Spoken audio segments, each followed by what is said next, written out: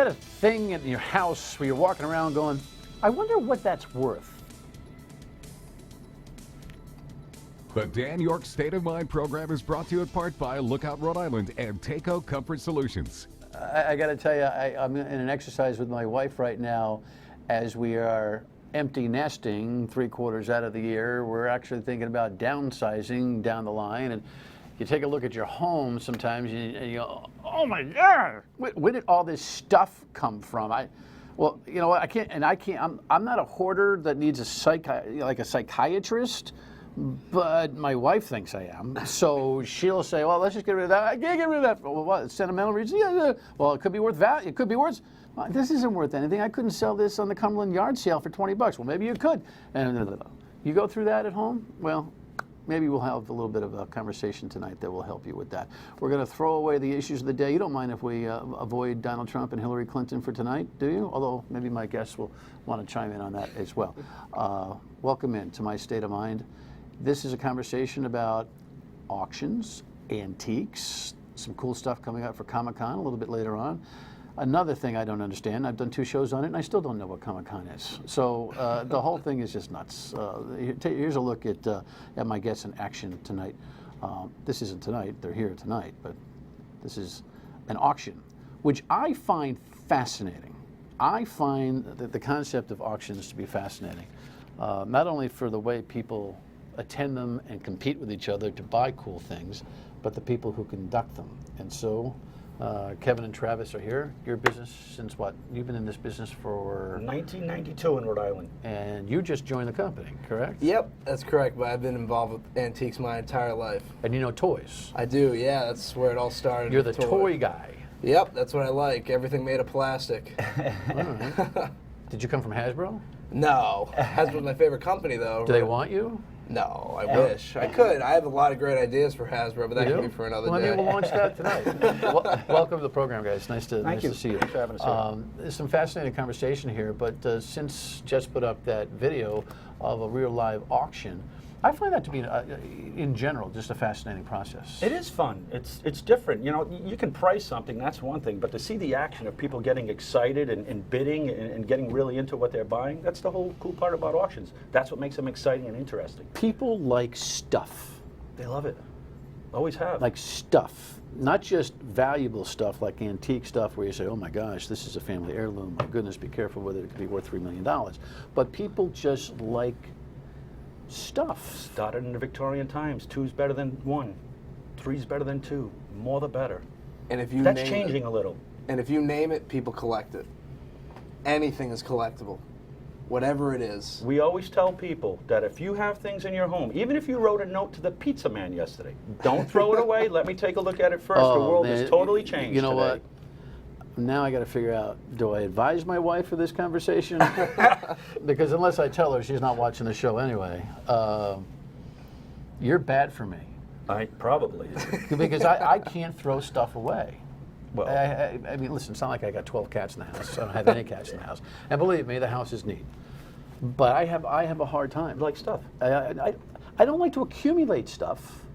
It's just that stuff, I feel like this is a George Carlin bit that we got going on here right now.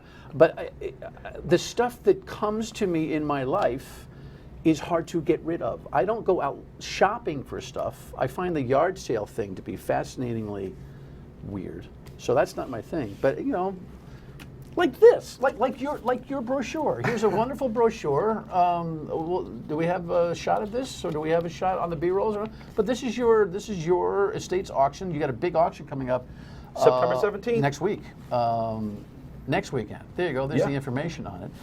I'll take this. I'll put it in my briefcase, and I won't throw it away. In my office, I will accumulate this stuff, and at the end of the year, I'll go, My point is that there are a lot of people who either are trying to get stuff or can't get rid of stuff, and you guys do a good job of evaluating whether that stuff has got any value, correct? Absolutely. That's what we do. Not just antiques. Anything. But anything. Just about anything. You'd be surprised what's out there collectible today. The world has changed. Well, what stuff is hot? Toys. Wicked hot. I mean, the new collector today is probably in that 30 to 50 year age, and they're buying back their childhood. And a lot of what's happening today is people are buying back like that, like Pop pop culture. culture type stuff. That's what's really hot today. Things people grew up with, things they can relate to. Late 60s, 70s, 80s, that was literally the breeding ground for what would become pop culture for today. Anything in that time period. It all started in the late 60s with Star Trek. That was the huge, big boom into the television show. That's what kicked it off. Then you got Star Wars coming up in the 70s. Then you get into all the animated shows of the 80s and the 90s, and it kept growing, and it keeps growing every day. You see a new Marvel movie come out, that's pop culture. That comic is now worth more money because that character is being reintroduced into the lives of the people that grew up with this stuff. And grandma's collectibles are becoming less and less popular. That stuff that you could relate to, that grandma had in her china closet, all those fine little chinas. Yeah, what's that PBS show? The PBS show. The Roadshow? Antiques Roadshow? Yeah. My in-laws' appointment viewing. Oh, yeah. Like I might have a ball game going on, but they're on the couch, PBS, Religiously. Antique Roadshow, and I'll be like, oh God, I have to watch. And I'll watch it a little bit, and all of a sudden, interesting. it's like, okay, Yeah. what do you think that's Yeah. really worth? That piece of garbage or whatever. I don't know. What do you think, Mom? I don't know. I think it's worth $700. You find out it's worth $32,000 or something. Right. And then something you think's worth $32,000 is worth like $1.380. And that's what we run into today, too. Yeah. It's just a different world. All right, we'll talk about the toys specifically in a second. I don't want this conversation to get away from me. You got to give me some auction skill thing here. This ability to speak quickly. What do you got for a ring? This is my wanna sell college it? ring, Where'd you go? University of Dayton. University of Dayton ring right here. We're going to start bidding at $100. $100 bid on a ring. Can we get $100 where? You want to bet $100? Anybody out here $100? We can't get $100 on your ring. $50. We're going to let it go.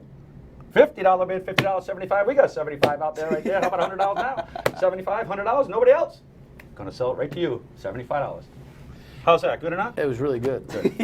But that was probably even more modest than you do when you're really working. When Because we're excited and when the you- numbers are coming in, Yeah, boy, it's that's what going. charges your fuel right there. That's what gives you the. I have been asked to host The rhythm. auctions at charity golf events and the like, and I have to preview with people that is not my skill set, and so, while you're on the air, Just sell one item. You speak but I will move quickly, but there's something that becomes clearly apparent when a non-professional auctioneer conducts a conversation like that versus a professional auctioneer. The skill set is easily delineatable, identifiable, and really cool. How did you learn to do that? Repetition. There's no school? Well, there is. There's actually auctioneer schools. I never went to one. I don't do a true southern, what we call southern style auction. We do more New York style auctions where it's sped up a little, but we kind of talk fluently and Like you you can can hear understand what's what's going being on. said. Right. Right. And then you get to those southern Not that auctions that's of important farm when you're animals. spending money. Yeah, it gets a little Exactly. crazy with the lingo, and they kind of just repeat kind of weird lingo things all the time. We don't kind of do that. We're more what they call New York style. You do it too? I do, yes I do. Yeah. I opened actually the last auction. It was pretty exciting. The first lot, I sold over in 21,000 at Hammer. 21,000 your first lot in the first lot. That was pretty cool. 21,000. So it's- 26.5 with BP. It's exhilarating when you get up on the podium. There's no job really quite like it. Right? That's why I love it. Yeah. There you go. There you go. All right. So why don't we pause here? When we come back, we'll talk about how you evaluate your stuff, even if it's possible to evaluate your stuff. Then we'll talk about the hot toys. Stay with us. Alrighty, that's just a little information that you can find on the web regarding, Bruneau and Company. Kevin and Travis are here to talk about what they do, but more importantly to you, how it benefits you. How many auctions a year do you guys run? Over a dozen. So 12 more. you point to like a monthly, like the next auction, again, it's an estate auction, September 17th. We put that information up and we'll continue to do so. Mm-hmm. So what's happening? You're accumulating stuff and or you are evaluating an estate over a month's period of time, targeting a specific event. Right. So you put what, a dozen things on the calendar a year to say, all right, this is what we're going to do? How does your business operate? Well, basically, I've been doing it for long enough to understand how much stuff will come in during the course of a year. And as more stuff comes in, obviously the company grows, it gets more and more. But at this point, about a dozen auctions a year is what we're doing at this time. And what happens is when the items come in, we evaluate and we see what's the best kind of sale that they should go into, whether it's a toy or a piece of fine art or a vase or whatever it might be. And during those few months as you're planning out sales, you can kind of see a nucleus growing within each sale. So we kind of try and put a good cross selection of different things we find into the different sales, which makes it interesting for everybody to come to. So there's something for everyone. Most people probably think, let me not make the assumption. Do most people probably think when they want to get rid of their stuff that they ought to just put it out on the front yard and or to a consignment shop versus bringing it to an auction? Because I'm guessing they're getting a piece of it, correct?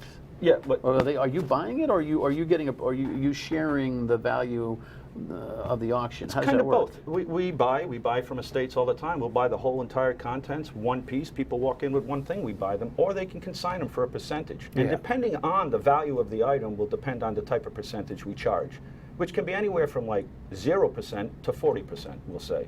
If you give us low value items, we have to charge more. Higher value items, we can charge a lot less. So we can even charge 0% on extremely valuable items because we have a buyer's premium, which can help us out, actually pay the bills. So A buyer's premium. a buyer's premium is something that auction houses have on the other end that we get from the seller. We get a commission from the seller and we get a commission from the buyer. So you could never just do it on a commission from the seller or a commission from the buyer. It costs a lot of money to run an auction house. Sure, obviously. Yeah. sure. So it's called a buyer's premium, and that's what people come and pay when they buy from us. It's standard in the industry. What kind of things are hot on an auction basis? Go ahead, Trav. Other than toys. Other than toys, We'll do a toy conversation next other segment. than toys, for what we're going to say, I mean, fine art's always good. If you have a well-listed artist, you can never go wrong with a painting. And by that, a listed artist is somebody who has a track record of their items being sold. That's always very important to people who are collecting. They want to know that that piece that they're buying is something that somebody would be interested in the future by having a track record. It's got- items from that artist being So it's got to sold be before. transactional. Right. It's got to have a So these are okay. This is not about. There's a lot of research that goes into every item. like, A lot interesting. of research. A lot and of I mean, research. other things that are hot at the moment, it's like when you think of, okay, furniture. Furniture is something everybody has at some point. Well, yeah, as long as you own a home, you have furniture. Well, today's furniture that people want is not so much that dark wood, as we call it. Yeah, Victorian furniture, Yeah. camelback sofas, canopy beds, that You stuff want is out. mid-century modern, sleek design, brushed aluminum, chrome, Polished, Bauhaus school clean. design, Right. German furniture, Knoll, Herman Miller, all nice. It came out of the mid-century modern. But is the what we people who call it. attend the auction to look for that kind of. Do you list the items ahead of time? It's a fully cataloged sale, so every item gets multiple photographs, goes into an online catalog, which gets put out between 7 different online, what we call portals, which assist us in getting bidders from around the world. So we put the auction in our gallery, but it's also live on eBay, ePie Live in the Orient, Invaluable, Live Auctioneers, So Auctions. if I was sitting in the audience and I was bidding 3,000, I could be bidding at somebody online in China right now. Exactly. Or sitting on an island in Jamaica, hanging that out, is- drinking that a is- cocktail. That's fascinating. Yeah. So the people who come to the auction may have multiple motives. Right. They may want to use the furniture. They want to put it in their house Yep. and use it. Or they may want to just purchase something that they think in a year or two will rise in value, not unlike buying stock, correct? Exactly. Many things in this trade are commodities. People look at them as something to hold on to and then turning to cash in the future. And that's the good collectability items. That's the items of higher value, items that have a solid track record of people buying that item before. You know, it's like on art sites. We reference art sites all the time, like Ask Art, Yep. Art Fact, these different art sites, which show us, we'll look up an artist, Joseph Seymour Guy, and you'll see 100 paintings sold by him from auction houses all over the world. And that'll give us an idea of where the market is on that guy right there. So we can able to get an estimate on what we could sell ours for in our region, in the markets today, and what's going on in the world, because that has a big reflection on how much money people want to spend. And sometimes it even gives you the actual history and the provenance of the painting itself. Like in our October sale, we have a painting that way back in the day, 1992, Sotheby's originally sold it. Then later on, it was in a collector for 5 years. Then Skinner sold it. Right. And now it's 10 years later. It's now back we on have the it. market. Right. And there's a track record for that artist, and it go up, it goes down, it all fluctuates. So half of the business is studying the market, where it's going, and seeing the trend. And you had said something about why not put it into an estate sale or something like that. And it's one of the things I always say is, why would you just want to sell it to one or two people for a set price that's usually a comfortable price for that person to buy it, when there's collectors out there who will pay so much more for that item around the world? And that's why we have the auction house, because it brings people who you would never thought would be interested in your items to pay a lot more money for it than just putting a price down. So at when an you estate sale. so next weekend when you have your estates auction, you call it an estates auction, but is it a true estates auction?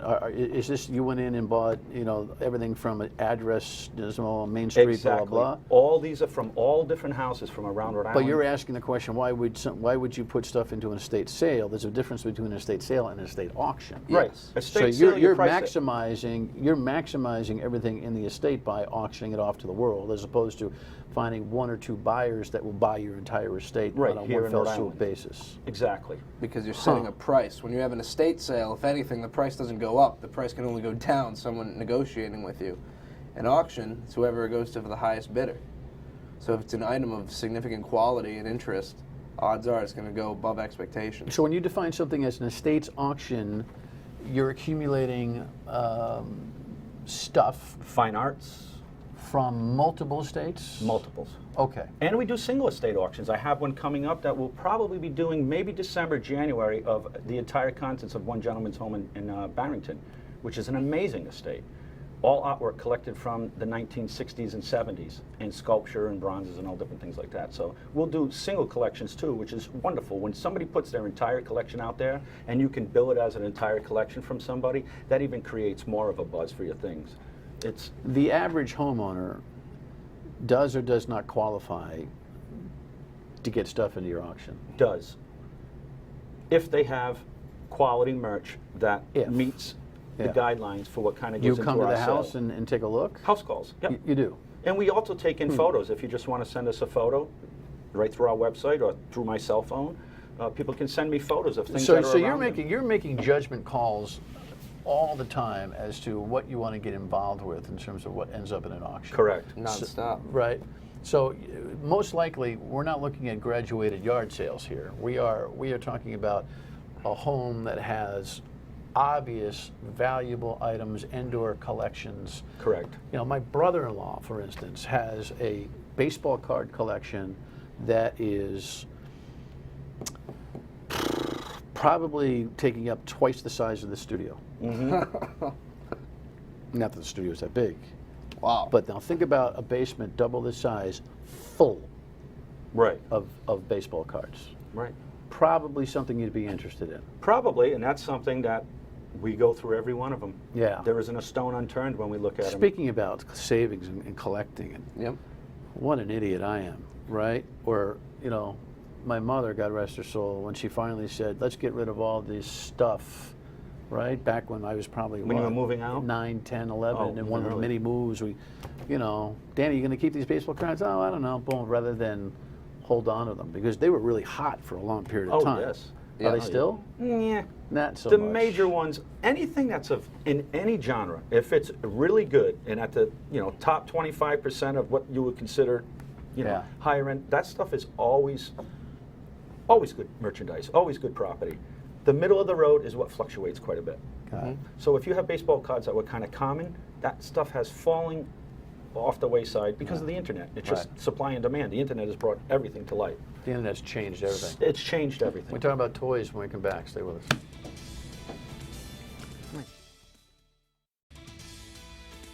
All right, this is no doubt a fascinating conversation. What am I looking at here, Travis? So that's a clip. That's he was the host of the show. That's Jordan from a show called Toy Hunter on Travel Channel. I was one of Toy the. Hunter. Yep, I was 16 years old and I was cast to be a recurring cast member on the show. You were? Yep. So that was 4 years ago now when that show first started, and that was just basically everything about toys. That's what it was. So what's hot in the toy world Well, for auction?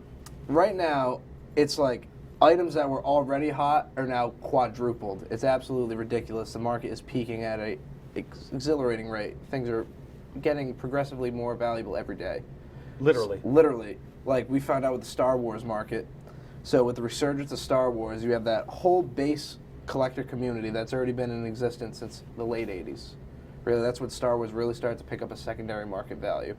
Now, you have all the people that grew up with Star Wars getting the resurgence of it with Episode 7 coming out last December. You got the new off-brand movie, Rogue One, coming out. Episode 8 is going to be coming out in 2 years. So the Star Wars market is booming, but the supply is not growing. If anything, it's dwindling because the demand is getting larger every day. So like our last toy auction, we had the highest graded Chewbacca action figure in the world, 3 3/4 figure, and that sold for just over $6,000. What? Yeah, and that was $1.99 back in 1978. In the package, though, in the original bubble pack, and Yep. graded, right? Graded by the Action Figure Authority. There's actually an authority out there who grades these things. Huge money. Put it this way. Excuse me for giggling, but I just find this to be Well, I both can't funny and disagree with fascinating. you, because it is fascinating. And that's why I'm in the business. It's fascinating, and this grows like you wouldn't believe. I mean, next year that Chewbacca could be 8,000. That's how crazy it is. Or not. There's no slowing down right now. Really? Because the trend is not ending with those movies. They're not going to let it go. And the people, they just get more on their back of fans and more and more and more. And then they want the older stuff to complete their collections. What- And as it gets depleted, it goes up in price. You're doing something with Comic-Con in a couple months, right? Oh, yeah. Yep. What's that all about? So we're going to be having our second Toy Comic and Collectibles auction actually at Rhode Island Comic Con on the Sunday, November 13th. It's going to be a crazy event. I mean, they're expecting almost 100,000 people this year. They're expecting huge numbers to come through the door. So that auction is going to be one of the spotlight events going on during the convention. We got a crazy collection of stuff. Like? Oh, some unbelievable Star Wars. How many Star Wars figures? We 100. have maybe 100 graded Star Wars figures already, including what we bought, a factory sealed case. So these were toys that were never put on a peg peg. back in 1981. So they're actually Empire Strikes Back cards from Episode 5, the second Star Wars movie to come out. And I mean, there's a Boba Fett in there, graded AFA 85. That'll probably be around 3,000 to 5,000. That's what I'm predicting. And we have a extremely rare mailer. So when it came to toys, it gets a little complicated. But back in the day, instead of just buying, you could mail away for toys and fill out little coupons. And Kenner would send you a box and had figures in plastic baggies. Well, we have an extremely rare mailer with Boba Fett, Darth Vader, the biggest characters that everybody wants in Star Wars, and that for the grade it's at, it could be 7,000, 8,000. Who knows? Yeah, I got to tell you, this is, conversations like this remind me that, when you're focused on, the mainstream issues of the day and all that kind of stuff, there's a whole world operating out there that cares little about that stuff and a whole lot, either as interest or hobby. It's not like you don't care about the country, Right, but yeah. but you're catering to a clientele that's rabid, focused, and sometimes weird. Oh, yeah. Oh, yeah. We're all a little weird in this business. You got to be. Just wanted you to admit that. More information about Bruneau and Company and the auction on our website at foxprovidence.com. Pleasure to meet you guys. Same here. Great stuff. Yeah. Fascinating. We'll be right back. There's no doubt that I'm going to scour the house one more time because there might be something in there that I can cash. And then I can say to my wife, see? Throw the money on the table. Like Bruce Springsteen in 10th Avenue Freeze Out or whatever. Anyway, kidding. Have a good weekend. I'm sure it'll be chock full of interesting stuff for Monday. We'll see you then. Thanks for watching. Good night.